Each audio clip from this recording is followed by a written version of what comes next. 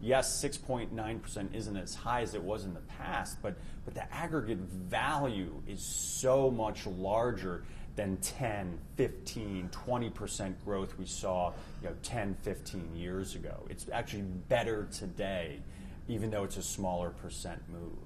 It's not so much the actual number, the percentage of growth that I'm concerned about. It's the adjustments that need to be made within the economy to address this newly emergent economy and managing growth better rather than just looking for raw numbers.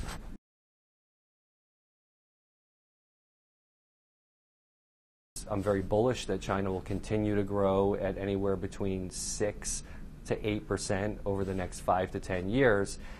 It's in an adjustment period. No country in history has grown in double digits for 30 years before, but that's largely been the situation in China.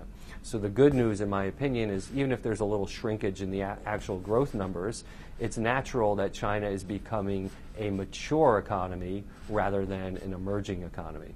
You have the traditional drivers of China's economy, which will always be important, but they really helped get China to where it is today.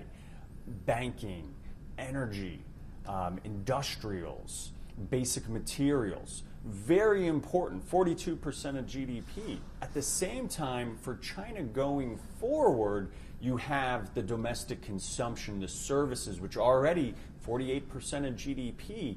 But that story isn't as well known globally, and I think that will change, and people will learn what we've learned, which is there's a part of China that is growing very, very rapidly today, and that's where, as an investor, you want to be invested.